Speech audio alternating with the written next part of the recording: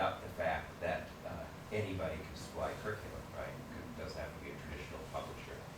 In fact, teachers can crowdsource their own curriculum. All sorts of things can happen. And of course, there's a billion open source materials free.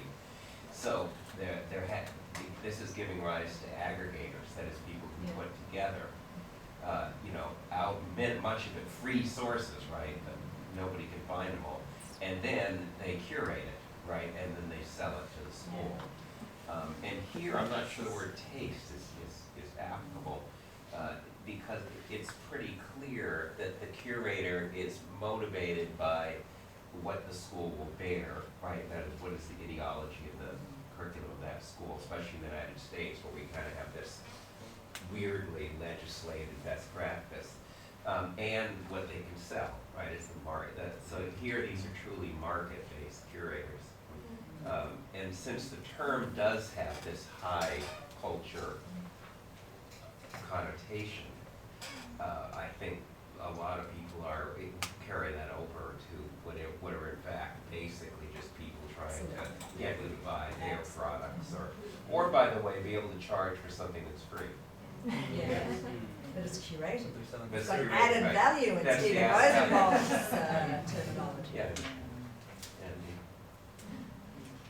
Thanks.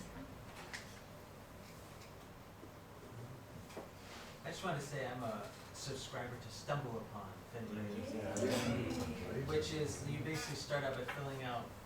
I like things that have to do with theory, that are eccentric, that are French, and then you wait a couple weeks, or every week or so you get emails with random websites and images that fit that thing. Yeah, and you just keep finding out. It finds for you. That gets to my point of. But is that an algorithm or is it a Yes. human? There's no human curation. No one knows what's being sent to me, and I don't know what's being sent to me. Right, how interesting. And, There is the trouble with the like notion.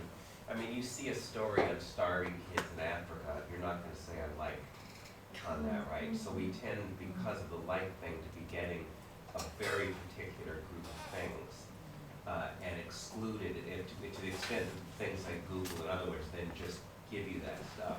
You don't see the starving kids or the disasters. And partly that's an artifact of having used this word like. Like, imagine we had a button that said important. Yeah. See, then you'd get a wholly different stuff. And there is the danger that each of us then reads in our own little silos, right? That's for sure. And one of the things that these promoters of curation in the marketing field are saying is that search engines are dead. That young people they're just going to, as they're turning away from Facebook, they already don't use search engines, and that curation is the future. And that's kind of part of the whole rhetoric of this curation stuff. That because search engines are so hopeless and just don't really do the work that we think they do or that they could do, they just don't serve us well, that we're going to need that human filterer to replace the inadequate search engine. I mean, this is all the rhetoric. I mean, that's what I'm interested in looking at these discourses that are after.